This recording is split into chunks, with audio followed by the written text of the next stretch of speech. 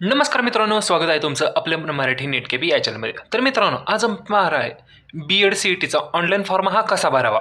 तत्पूर्वी फॉर्म भरण्यापूर्वी आपल्याकडे अपर I D असणं गरजेचं आहे आणि ती अपर आय डी कसा काढायचा याचा स्पेशल व्हिडिओ तयार केलेला आहे. तो वरती आय बटनमध्ये तुम्हाला दिसेल आणि त्याची लिंक तुम्हाला डिस्क्रिप्शनमध्ये पण दिसेल. तो व्हिडिओ पहा. पहिल्यांदा तुम्ही अपर आय डी काढा, त्याच्यानंतर हा CET फॉर्म भरायला या इथे. या ठिकाणी या वेबसाईटवर आल्यानंतर ही जी वेबसाईट आहे या वेबसाईटची लिंक तुम्हाला डिस्क्रिप्शनमध्ये दिली जाईल. या वेबसाईट आल्यानंतर या ठिकाणी हे पहिलं जो ऑप्शन दिसतो CET एक्झामिनेशन पोर्टल 2027 या बटनावर आपल्याला क्लिक करून घ्यायचं आहे. फॉर्म भरण्याचा इंटरफेस ओपन होईल. तर या ठिकाणी रजिस्टर या बटनावर आपल्याला क्लिक करून घ्यायचं आहे. या बटनावर क्लिक केल्यानंतर या ठिकाणी तुम्हाला तुमचा ईमेल आय डी टाकायचा आहे. एखादा स्ट्रॉंग पासवर्ड या ठिकाणी टाकून घ्या तुम्ही. तोच पासवर्ड खालच्या कॉलममध्ये पण टाकून घ्यायचा आहे. त्याच्यानंतर ज्या पद्धतीने तुमचं आधार कार्डवर नाव आहे त्या पद्धतीने या ठिकाणी तुमचं नाव टाकून घ्यायचं आहे. त्याच्यामुळं तुम्ही तुमचं आधार कार्डवर जर स्पेलिंग मिस्टेक वगैरे असेल तर ते आत्ताच करेक्शन करून घ्या. त्याच्यानंतर इथं जन्मतारीख तुमची टाकून घ्यायची आहे. हे सर्व माहिती टाकल्यानंतर आपल्याला या ठिकाणी रजिस्टरचं हे बटन दिसतं, याच्यावर आपल्याला क्लिक करून घ्यायचं आहे. या ठिकाणी आपण सर्व डिटेल्स टाकून घेतले. त्याच्यानंतर रजिस्ट्रेशन या बटनावर आपण क्लिक करून घेऊ.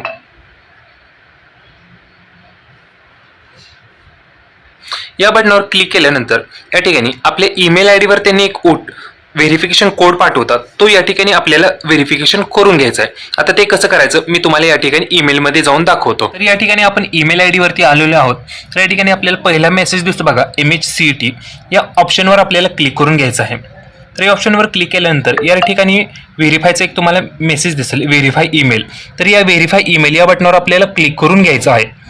तर इथे काही मिनिटे वेळ घेईल आणि या ठिकाणी आपलं प्रोसीड होईल.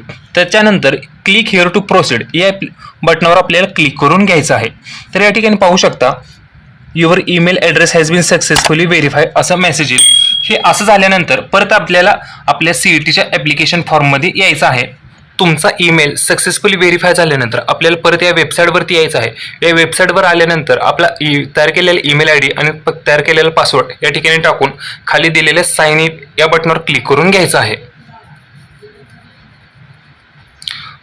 त्याच्यानंतर आपल्यासमोर असा डॅशबोर्ड ओपन होईल की तुमचा हा जो भरलेला फॉर्म आहे त्याच्यानंतर तुम्ही जे डिजिलॉकरवरती अकाउंट तयार केलेलं आहे त्या अकाउंटनुसार आपल्याला फॉर्म भरायचा आहे. त्यासाठी प्रोसीड टू डिजिलॉकर या बटनावर आपल्याला क्लिक करून घ्यायचं आहे.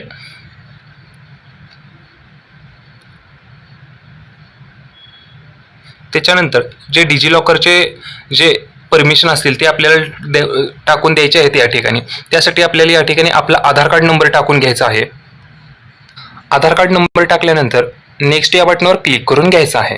त्याच्यानंतर आपल्या आधार कार्डला जो नंबर लिंक आहे त्या नंबरवर एक OTP येईल. तो OTP आपल्याला या ठिकाणी टाकून सबमिट ऑप्शनवर क्लिक करून घ्यायचा आहे. OTP टाकला त्याच्यानंतर सबमिट बटनावर आपण क्लिक करून घेऊ. त्याच्यानंतर आपण डिजिलॉकर ओपन करण्यासाठी जो 6 अंकी पिन टाकला होता तो पिन या ठिकाणी आपल्याला टाकून घ्यायचा आहे. पिन टाकून झाला त्याच्यानंतर डन या ऑप्शनवर क्लिक करू आपण.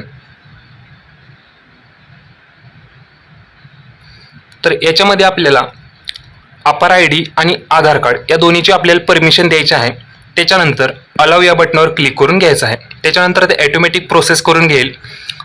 तर हे जे पहिल्यांदा जर तुम्हाला हे माहीत नसेल आपण डिजिलॉकरवर अकाउंट कसं तयार करायचं त्याच्यामध्ये आपला अपर आय डी कसा काढायचा तर त्यासाठी मी एक स्पेशल व्हिडिओ तयार केलेला आहे. तो वरती कोपऱ्यामध्ये तुम्हाला जर आय बटनमध्ये त्याची लिंक दिसेल त्या बटनावर क्लिक करून तुम्ही तुमचा अपर आय डी तयार करू शकता. त्याच्यानुसार तुमची हा प्रोसेस या ठिकाणी फिल होईल.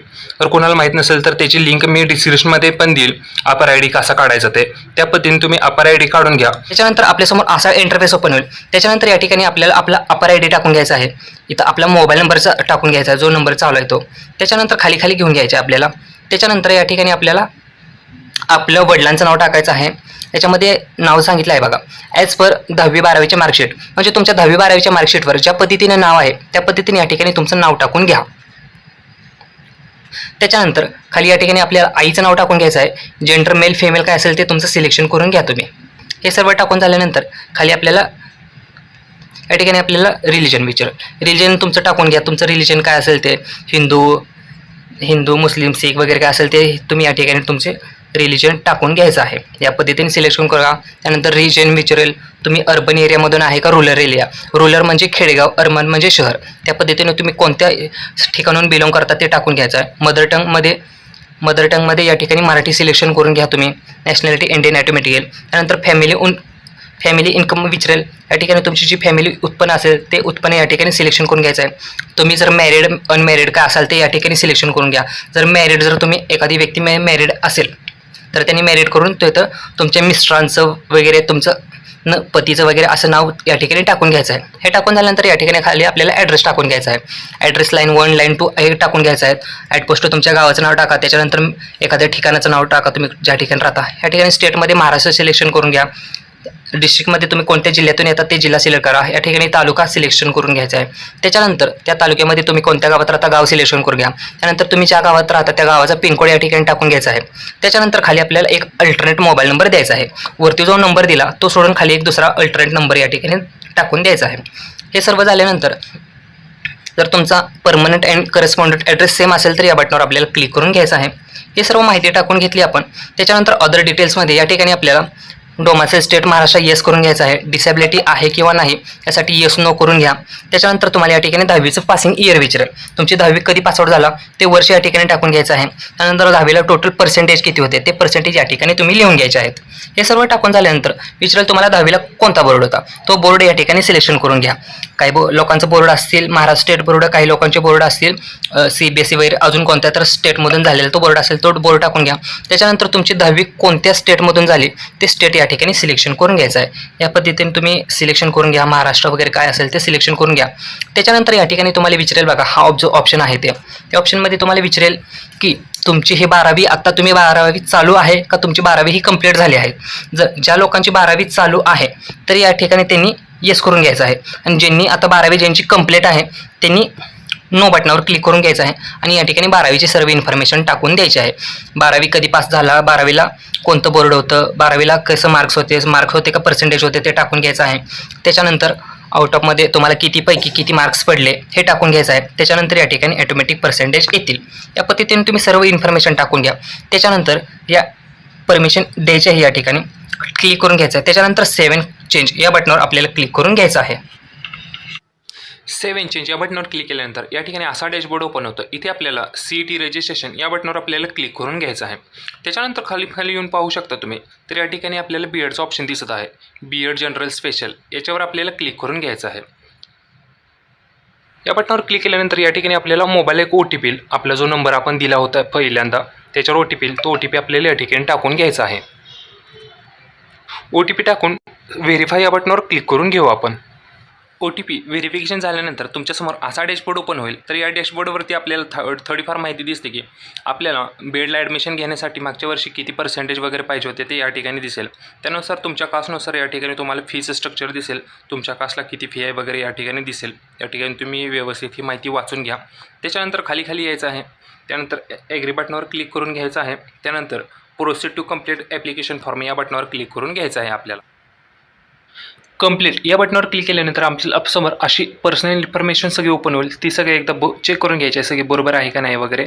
सगळी बरोबर असेल तर आपल्याला खाली सेव्ह अँड प्रोसीड या बटनावर क्लिक करून घ्यायचे आहे. समजा एखाद्याची या ठिकाणी इन्फॉर्मेशन चुकीची असेल, स्पेलिंग मिस्टेक वगैरे चुकीचं असेल तर त्यांनी या ठिकाणी काय करायचं आहे तर त्यांनी या ठिकाणी होम बटन दिसत आहे या होमच्या बटनावर आपल्याला क्लिक करून घ्यायचं आहे. त्याच्यानंतर आपल्यासमोर असा डॅशबोर्ड ओपन होईल पहिल्यांदा दिसलेला तो. त्याच्यानंतर या प्रोफाईल या बटनावर आपल्याला क्लिक करून घ्यायचं आहे. त्याच्यावर क्लिक केल्यानंतर या ठिकाणी आपली जी इन्फॉर्मेशन चुकली आहे त्या इन्फॉर्मेशनमध्ये आपल्याला जाऊन त्या ठिकाणी ती आपल्याला करेक्शन करून घ्यायची आहे. म्हणजे कोणती स्पेलिंग मिस्टेक झाली ती या ठिकाणी दिसेल आपल्याला, ती आपल्याला या ठिकाणी करेक्शन करून घ्यायची आहे. त्याच्यानंतर सेव्ह चेंज या बटनावर क्लिक करून घ्यायचं आहे. परत आपण आहे तसं आपल्याला परत या डॅशबोर्डवर जाऊ. आपण ज्या ठिकाणी आपण आलो आहोत पुढे तिथपर्यंत आपण जाऊ आणि आपण प्रोसीड ॲप्लिकेशन करून आपण पुढे जाऊ. त्या ठिकाणी आपण आलेलो आहोत. त्याच्यानंतर आपली सर्व इन्फॉर्मेशन बरोबर आहे तर आपण सेव्ह अँड प्रोसीड या बटनावर क्लिक करून घेऊ. त्यानंतर आपल्याला जो आपण भरलेला ॲड्रेस दिसेल तो पाहायचा आहे. तो पण आपण चेक करून घ्यायचा आहे. जर चुकीचा असेल तर प्रोफाईलमध्ये जाऊन तो पण चेंज करू शकता. त्यानंतर आपण सेव्ह अँड प्रोसीड या बटनावर क्लिक करून घेऊ. सेम डिटेल्स आता आधार कार्डची पण झाली, ॲड्रेसची झाली. त्याच्यानंतर आपल्याला डिटेल्स विचारेल. डिसेबिलिटी डिटेल्स असेल तर येस करा, नसेल तर नो करा. ऑर्फन येस और नो चेक करून घ्या. तुमची कास्ट कोणती आहे ते कास्ट या ठिकाणी सिलेक्शन करून घ्यायचे आहे. त्यानंतर डोम असेल तुमचा महाराष्ट्र ऑटोमॅटिक येईल. कास्ट या ठिकाणी कोणते ओपन असेल ओपन करा, कोणती दुसरी कास्ट असेल तर कास्ट सिलेक्शन करून घ्यायची आहे. त्याच्यानंतर त्या कास्टमध्ये तुमची जात कोणती आहे ती जातीवर आपल्याला या ठिकाणी क्लिक करून घ्यायचं आहे. त्यानंतर तुमच्याकडे कास्ट सर्टिफिकेट आहे का नाही विचारेल, असेल तर अवेलेबल करा. जर काढायला दिलं असेल तुम्ही पण पावती असेल तर त्याच्यात अप्लाय बट नॉट रिसिव्ड करा. जर काढलं नसेल तर नॉट अप्लाय म्हटलं तरी चालतं. तुमचं ॲडमिशन हे कास्टमधूनच होईल, अडचण नाही काय येणार, तरी पण तुम्ही नंतर काढून घ्या. तर आपण या ठिकाणी अवेलेबल म्हणून करू आणि या ठिकाणी आपण कास्ट सर्टिफिकेटचा नंबर टाकू या ठिकाणी. त्यानंतर विचारेल तुमच्याकडे कास्ट व्हॅलिडिटी आहे का, व्हॅलिडिटी असेल तर येस करा, नसेल तर नो करा, ती नंतर काढली तरी चालेल. त्याच्यानंतर नॉन क्रिमिनल असेल तर येस करा, नसेल तर नो केलं तरी चालेल. ही सर्व डिटेल झाल्यानंतर आपल्याला सेव्ह अँड प्रोसीड या बटनावर क्लिक करून घ्यायचं आहे. या ठिकाणी आपण सेव्ह अँड प्रोसीड बटनावर क्लिक करून घेऊ. डोमासाईल आणि कॅटेगरी डिटेल्स टाकून झाल्यानंतर आपल्या पुढे एज्युकेशन डिटेल्स असा एक ऑप्शन येईल. या ठिकाणी आपण 10वीची आणि 12वीची इन्फॉर्मेशन टाकलेली दिसून येईल. त्याच्यानंतर आपल्याला ग्रॅज्युएशन बेस किंवा पोस्ट ग्रॅज्युएशन बेस तुमचं जे पण क्वालिफिकेशन झालं असेल त्यानुसार आपल्याला फॉर्म भरायचा आहे. जर कोणाचं ग्रॅज्युएशन झालं असेल तर त्यांनी ग्रॅज्युएशन करा, जर कोणाचं पोस्ट ग्रॅज्युएशन पूर्ण असेल तर त्यांनी पोस्ट ग्रॅज्युएशन करा किंवा अपेरिंग केलं तरी चालतं. अपेरिंग म्हणजे काय, लास्ट इयरला आहे तुम्ही पोस्ट ग्रॅज्युएशनच्या तर तुम्ही ते पोस्ट ग्रॅज्युएशन म्हणून सिलेक्शन केलं तरी चालतं. तर तुमचं या ठिकाणी पोस्ट ग्रॅज्युएशन थ्रू आपण फॉर्म भरणार आहोत. तर त्यासाठी या ठिकाणी विचारेल तुमचं ग्रॅज्युएशन पास आहे तर ग्रॅज्युएशन पास लिहायचं आहे. कोणत्या वर्षी ग्रॅज्युएशन पास झाले तर ते वर्षी या ठिकाणी सिलेक्शन करून घ्यायचं आहे. ग्रॅज्युएशन कोणत्या फील्डमधून झालं ते या ठिकाणी सिलेक्शन करा. त्यानंतर स्पेशलायझेशन विषय या ठिकाणी आता सिलेक्शन करायचं नाही, त्यामुळं नॉट ॲप्लिकेबलच येईल. या ठिकाणी ग्रॅज्युएशनचे मार्क्स कसे होते, पर्सेंटेज होते का CGPA होते ते सिलेक्शन करून घ्यायचे आहे. त्याच्यानंतर तुम्हाला किती मार्क्स पडले ते या ठिकाणी टाकून घ्यायचे आहेत. कितीपैकी मार्क्स होते ते पण या ठिकाणी टाकून घ्यायचं आहे. या पद्धतीनं ॲटोमॅटिक पर्सेंटेज दिसतील इथे. पर्सेंटेजनुसार तुम्हाला कोणता क्लास येतो आहे तो क्लास या ठिकाणी सिलेक्शन करून घ्या. त्यानंतर कोणती युनिव्हर्सिटी त्या म्हणजे कोणत्या राज्यातून झालेलं आहे ते राज्य सिलेक्शन करून घ्या. त्याच्यानंतर या ठिकाणी तुमच्या कॉलेजचं नाव टाकून घ्यायचं आहे, कोणत्या कॉलेजमधून तुमचं ग्रॅज्युएशन झालं आहे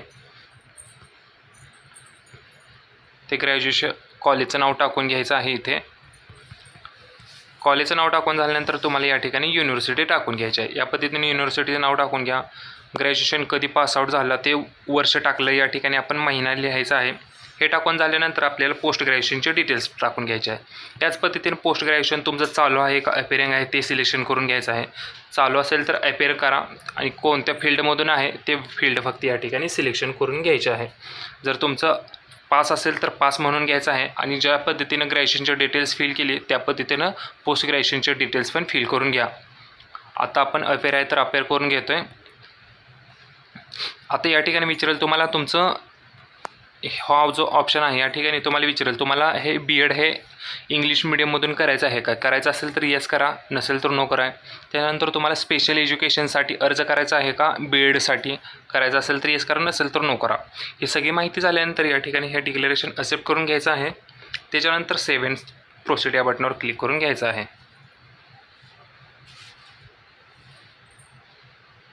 त्याच्यानंतर या ठिकाणी आपल्याला भाषा निवडून घ्यायची आहे. तुम्हाला एक्झामला कोणती भाषा पाहिजे तर या ठिकाणी आपल्याला मराठी भाषा पाहिजे, मराठी करतो. त्याच्यानंतर सेंटर कोणतं पाहिजे, एक्झाम सेंटर महाराष्ट्रातमधले सेंटर आहे तर पहिला कोणतं सेंटर पाहिजे तो या ठिकाणी जिल्हे सिलेक्शन करून घ्यायचे आहेत. या पद्धतीनं जिल्हावाईज एक्झाम असते. हे 4 जिल्हे सिलेक्शन करून घ्यायचे आहेत. या 4 जिल्ह्यामध्ये कोणते पण तुमचं सेंटर येऊ शकतं. त्याच्यामुळे तुमच्या जवळ कोणकोणते जिल्हे आहेत ते जिल्हे या ठिकाणी सिलेक्शन करून घ्या. त्याच्यानंतर सेव्ह अँड प्रोसीड बटनावर क्लिक करून घ्यायचं आहे. त्याच्यानंतर या ठिकाणी विचारेल आपल्याला आता डॉक्युमेंट्स अपलोड करायचे ऑप्शन. त्याच्यानंतर अपलोड नाव या बटनावर क्लिक करून घ्यायचं आहे आपल्याला. तर या ठिकाणी आता फोटो आणि सिग्नेचर या ठिकाणी अपलोड करून घ्यायचं आहे आणि एखादं व्हॅलिड ID प्रूफ पण द्यायचं आहे आपल्याला. तर ID प्रूफ कोणता द्यायचा आहे, याच्यामध्ये पॅन कार्ड असेल, driving licence, voter ID, bank passbook, Aadhaar card. Mostly बऱ्यापैकी सर्वांकडे आधार कार्ड असतं. तर या पद्धतीने मी सजेशन करेन की तुम्ही या ठिकाणी आधार कार्ड अपलोड करा. ज्यांच्याकडे आधार कार्ड अवेलेबल नसेल आता तर त्यांनी यापैकी कोणतं पण डॉक्युमेंट अपलोड केलं तरी चालेल. तर या ठिकाणी आता आपल्याकडे अवेलेबल डॉक्युमेंट आधार कार्ड आहे तर आपण आधार कार्ड करून घेणार आहे अपलोड. तर आता हे अपलोड कसं करायचं, PDF फॉर्मॅट असेल किंवा JPG फॉर्मॅट, तुमच्याकडे जो फॉर्मॅट अवेलेबल असेल त्या फॉर्मॅटमध्ये तुम्ही या ठिकाणी अपलोड करून घ्यायचं आहे. आणि याच्यामध्ये आता एक फोटो अपलोड करताना एक इन्स्ट्रक्शन आहेत, ते कसे अपलोड करायचे या ठिकाणी मी तुम्हाला सांगतो. फोटो हा 6 महिने जुना फोटो नसावा आणि फोटोचा हा बॅकग्राऊंड हा लाईट कलरचा बॅकग्राऊंड असावा. म्हणजे मोस्टली बऱ्यापैकी हा व्हाईट कलरचा बॅकग्राऊंड असला म्हणजे तुमचा फोटो हा व्यवस्थित अपलोड होईल. बऱ्यापैकी सजेशन करा की तुम्ही लाईट कलरचा बॅकग्राऊंड असला पाहिजे, डार्कमध्ये नसावा, काळा बॅकग्राऊंड, निळा बॅकग्राऊंड या पद्धतीने नसावा. हा लाईट बॅकग्राऊंड असला म्हणजे फोटो हा व्यवस्थित अपलोड होईल, काही क्युरी येणार नाहीत. त्याच्यानंतर सिग्नेचर अपलोड करताना सिग्नेचर ही ब्ल्यू किंवा ब्लॅक या दोन्हीपैकी कोणत्या पण पेननं केलेली सिग्नेचर असावी, ती या ठिकाणी अपलोड करून घ्यायची आहे. त्याच्यानंतर अपलोड करण्याची साईज ही फोटो तुमचा जो आयडेंटिटी साईज फोटो आहे त्याची साईज 20 KB ते 5 MB असणार आहे आणि सिग्नेचरची साईज हे 20 KB ते 2 MB असणार आहे. तर या ठिकाणी आपण ऑलरेडी स्कॅन करून ठेवले आहेत. तर आता हे अपलोड कसे करायचे या ठिकाणी तुम्हाला दाखवतो. फोटो अपलोड करताना या ठिकाणी ॲड फोटो या बटनावर क्लिक करून घ्यायचं आहे. त्याच्यानंतर आपण आपल्या गॅलरीमध्ये येऊ, त्याच्यामधून आपल्याला हा आपला फोटो असा चॉईस करून घ्यायचा आहे. पाहू शकता या ठिकाणी फोटो अपलोड होत आहे. पाहू शकता फोटो अपलोड झालेला आहे. त्याच्यानंतर सेव्ह या बटनावर आपण क्लिक करून घेऊ. त्याच्यानंतर फोटो कॅप्चर केल्यानंतर या ठिकाणी ॲडजस्टमेंट करायचं आहे. तुम्हाला पाहिजे तशा पद्धतीने फोटो हा क्रॉप करून घेऊ आपण. जर क्रॉप करायचा असेल तर करू शकता, नसेल तर नाही केलं तरी चालेल क्रॉप. त्याच्यानंतर डायरेक्ट क्रॉप या बटनावर क्लिक करून घ्यायचं आहे. त्याच्यानंतर हे वरखाली ॲडजस्टमेंट करून घ्यायचं या पद्धतीने व्यवस्थित फोटो दिसेल असा. त्याच्यानंतर क्रॉप अँड अप्लाय या बटनावर क्लिक करून घ्यायचं आहे आपल्याला. पाहू शकता फोटो अपलोड झालेला आहे. याच पद्धतीने सिग्नेचर पण करायचं आहे. त्यासाठी सिग्नेचरच्या बॉक्समध्ये ॲड फोटो बटनावर क्लिक करून घेऊ. ड्रॉप अँड डाऊन या बटनावर क्लिक करून घ्यायचे आहे. याच्यामध्ये सिग्नेचर चॉईस करून घ्यायचे आहे. सिग्नेचर चॉईसेबल केली त्याच्यानंतर सेव्ह बटनावर क्लिक करून घ्यायचं आहे. त्याच्यानंतर मगाशी सांगितल्या पद्धतीने या ठिकाणी सिग्नेचर क्रॉप करून घ्यायचे आहे. या पद्धतीने सिग्नेचर व्यवस्थित बसून घ्यायचे आहे पाहिजे तेवढी आपल्याला साईजमध्ये. त्याच्यानंतर क्रॉप अँड अप्लाय या बटनावर क्लिक करून घ्यायचं आहे. पाहू शकता फोटो सिग्नेचर अपलोड झालेले आहे. त्याच्यानंतर या ठिकाणी आय डी प्रूफ करायचा आहे. आय डी प्रूफमध्ये आपण काय करणार होतो, आधार कार्ड. त्याच्यामध्ये आधार कार्ड सिलेक्शन करून घ्यायचं आहे. त्याच्यानंतर अपलोड डॉक्युमेंट्स या बटनावर क्लिक करून घेऊ आपण. त्याच्यानंतर गॅलरीमध्ये येऊ किंवा फाईल मॅनेजरमध्ये येऊ. त्याच्यामध्ये आपलं आधार कार्ड या ठिकाणी चॉईस करून घ्यायचं आहे. आधार कार्डची PDF असेल किंवा आधार कार्डचा फोटो असेल या पद्धतीने या ठिकाणी आपल्याला सिलेक्शन करून घ्यायचं आहे. तर या ठिकाणी पाहू शकता आपण या ठिकाणी आधार कार्डचा फोटो अपलोड केलेला आहे. त्याच्यानंतर आपण खाली सबमिट या ऑप्शनवर क्लिक करून घेऊ. इथे आपलं सगळं फॉर्म संपूर्ण भरून झालेलं आहे. तर एकदा आपल्याला त्यांनी फॉर्म प्रिव्ह्यू देतात, एकदा फॉर्म चेक करण्यासाठी सगळी माहिती भरलेली बरोबर आहे का नाही. सगळा फॉर्म एकदा चेक करून घ्यायचा आहे, भरलेली सगळी माहिती बरोबर आहे का नाही.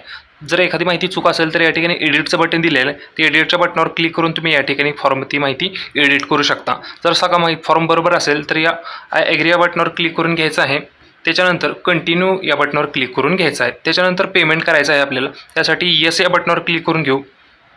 त्याच्यानंतर आपल्यासमोर पेमेंट दिसेल, कितीचं पेमेंट आहे ते टोटल पेमेंट करायचं आहे आणि प्रोसीड टू पेमेंट बटनावर क्लिक करून घ्यायचं आहे. त्याच्यानंतर या ठिकाणी पेमेंटची मेथड दिसेल. पेमेंटचे मेथड दिसतील debit card, credit card, UPI, net banking. तुमच्याकडे कोणतं पेमेंट मेथड अवेलेबल आहे त्याच्यातून आपल्याला पेमेंट करायचं आहे. याच्याकडे सगळ्यात सोपा पर्याय म्हणजे 2 नंबरचा UPI आहे. हे वाया UPI याच्यावर क्लिक करा. QR कोड ओपन होईल, त्याच्यावर क्लिक करून घ्यायचा आहे. ह्या QR कोड तुमच्या मोबाईलमधून स्कॅन करून घ्या आणि पेमेंट हा कंटिन्यू कन्फर्म करून घ्यायचा आहे. या पद्धतीने हे पेमेंट करून घ्या. त्याच्यानंतर पेमेंट झाले या ठिकाणी तुम्हाला बॅक किंवा रिफ्रेशचं बटन दाबायचं नाही, तर ॲटोमॅटिक या ठिकाणी तुम्हाला सक्सेसफुलचा मेसेज येईल. सक्सेसफुलच्या बटनावर क्लिक केल्यानंतर तुम्हाला त्या ठिकाणी प्रिंटआउटचा ऑप्शन येणार आहे. त्या पद्धतीने या ठिकाणी याची प्रिंटआउट काढून घ्यायची आहे आणि या पद्धतीने हा फॉर्म भरायचा आहे. ही फॉर्म भरायची पद्धत जर तुम्हाला आवडली असेल तर आपल्या व्हिडिओ लाईक करा आणि तुमच्या मित्रमैत्रिणींसोबत हा व्हिडिओ शेअर करा. आणि CET संबंधित फ्युचर माहिती म्हणजे याचं हॉल तिकीट कधी येणार, ते कसं डाउनलोड करायचं, कॅप अलॉटमेंट कधी चालू होणार, कॅप काउन्सिलिंग कधी चालू होणार, कॉलेज कसे टाकायचे, ही जर माहिती तुम्हाला जाणून घ्यायची असेल तर त्यासाठी आताच आपल्या चॅनलला सबस्क्राईब करून ठेवा. जय हिंद, जय महाराष्ट्र.